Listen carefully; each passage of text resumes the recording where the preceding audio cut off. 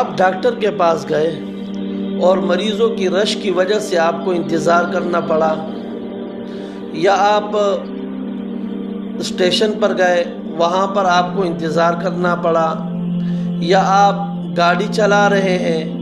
اور ٹریفک کی سگنل کی وجہ سے آپ کو انتظار کرنا پڑا، تو آپ 2-3 منٹ کو کس طرح قیمتی بنا سکتے ہیں؟ اگر آج کوئی گورنمنٹ اعلان کر لے کہ یار 2 منٹ کے اندر جو ہے نا آپ 5 مرتبہ یہ الفاظ پڑھ لیں، ہم آپ کو گھر بنا کر دے دیں گے اور پورا محل بنا کر دیں گے، تو ہر بندہ کوشش کرے گا کہ بھائی میں اس کو پڑھ لوں۔ لیکن پیارے نبی صلی اللہ علیہ وسلم نے فرمایا من قرأ قل هو اللہ احد، فرمایا کہ جو شخص قل هو اللہ احد پڑھتا ہے حتی یختمها 10 مرات، یہاں تک کہ اس کو 10 مرتبہ مکمل پڑھ لے، قل هو اللہ احد اس سورت کو 10 مرتبہ مکمل پڑھ لے، بن اللہ لہ قصرا فی الجنہ، اللہ اس کے لیے جنت میں محل بنا دیتا ہے۔ تو ہم گاڑی چلاتے وقت بھی اس کو پڑھ سکتے ہیں، ہم ٹریفک میں پھنس گئے ہم اس وقت بھی اس کو پڑھ سکتے ہیں۔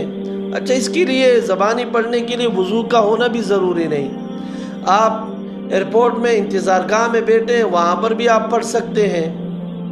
یہ چھوٹی چھوٹی باتیں ہیں جن کی طرف ہمارا دھیان نہیں ہوتا۔ اسی طرح ہم 2 منٹ کے اندر یہ کام بھی کر سکتے ہیں۔ نبی اکرم صلی اللہ علیہ وسلم نے فرمایا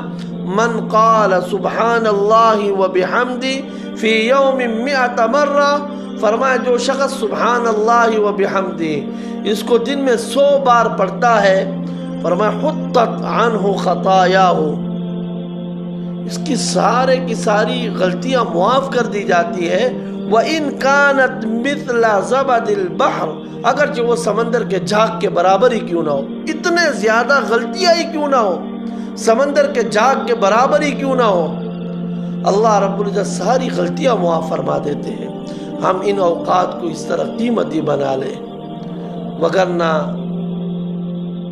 یہ اوقات ویسے بھی گزر جائیں گے، پھر بندہ افسوس کرے گا۔ تو ہم ان اوقات کو قیمتی بنائیں، ان لمحات کو قیمتی بنائیں۔